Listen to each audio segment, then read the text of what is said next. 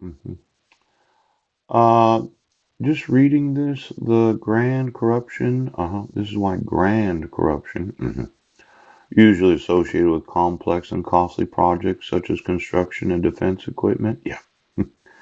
By comparison, it's harder to collect bribes on teachers and healthcare workers' wages. As a result, spending on education and health is likely to be lower where corruption is high, making it less likely that worker productivity and living standards will improve.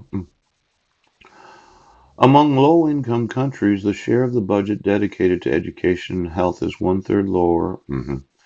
In more corrupt countries, see the chart on the next page. Yeah. Now, there's this corruption that is prevalent among state owned enterprises. Yeah. And it looks like the nations that have a greater amount of natural resources, yeah, there's strong incentive for the payment of bribes or even state capture, yeah, where public policy and laws are influenced by corrupt practices, yeah, to secure control over the country's natural wealth. It's almost if your nation didn't have any natural resources, there's really less of a want to bribe you. Does the United States have a lot of natural resources? You know, yesterday we were talking about drilling for natural gas. And the thought was, well, if you only made a 1 inch hole and you went down a mile and a half, yes. Uh, is there the possibility that it would release natural gas? Now, my thought was it's very environmentally friendly. Nothing to say that you couldn't drill a hole 10 feet away from the initial hole where you did locate the natural gas. Yes, you can make that 10 feet in diameter if you wanted to. See, you could drill one small hole for exploration, and one very large hole for the extraction of natural gas. Yes. Now, a hole this size, yeah, doesn't do a lot of environmental damage. And I know for those that are into the fracking, phew, the thought is we're going to go diagonal. Yes, because of the underground terrain. Yeah. And we're going to spend X number of millions of dollars looking for natural gas. But I thought straight down was a lot easier way to do it. Now, once you drill one of these little holes in the ground and you go down a mile and a half, yeah, I know. Am I using your thoughts? Because I thought it was my innovation. Well, it's leaking natural gas out of a little hole that has water. Yes. Removing the melted dirt. Yeah. And then once you locate it, yes, you got to be careful that you don't ignite it because you could have a 1 inch flame going up a mile and a half. No. Well, do you have some sort of gas sensor that's able to smell gas so as to be able to locate it? Yeah.